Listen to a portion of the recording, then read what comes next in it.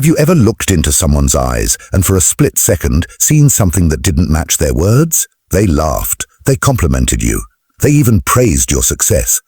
But deep in your gut, you felt cold, disconnected, as if what you were seeing wasn't real.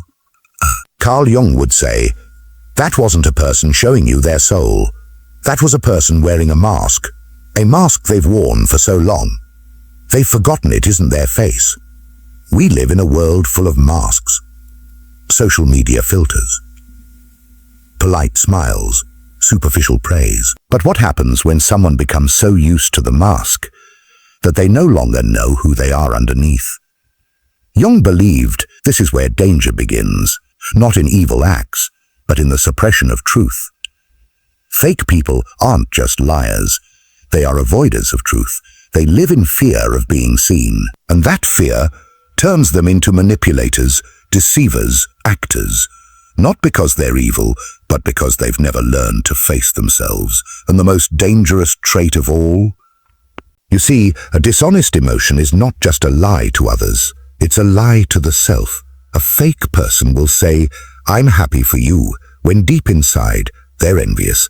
They'll smile in your presence, only to gossip the moment you walk away. They'll give compliments to gain favor, never to uplift, only to position themselves. They've become so used to this strategy that it's no longer a choice, it's their personality. But here's the dangerous part. They don't even realize they're doing it.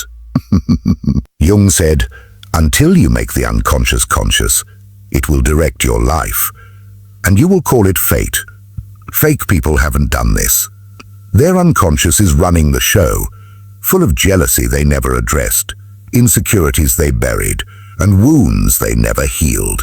Their kindness isn't rooted in compassion. It's rooted in control. They help you when it serves them. They listen, so they can later use your words. They mirror your values until they no longer need you.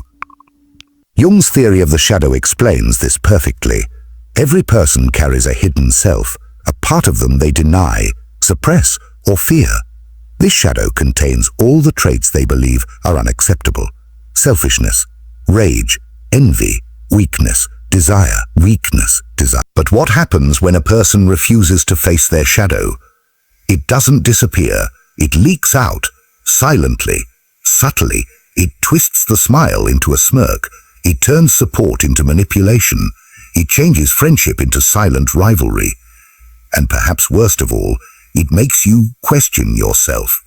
It much you question yourself. They mirror your values until they no longer need you. The presence of a fake person in your life is like a slow psychological poison. They smile, so you let your guard down. They flatter, so you stop trusting your instincts. They agree with you, so you begin to doubt your own truth.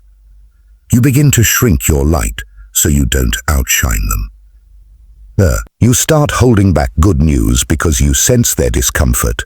You feel more alone around them than when you're truly alone. And this is where their danger lies. Not in grand betrayal, but in subtle erosion. They don't just betray your trust. They betray your trust. They betray your self-trust. And when your inner compass gets damaged, you lose the ability to protect yourself. That's when you start to allow what you once swore you'd never tolerate.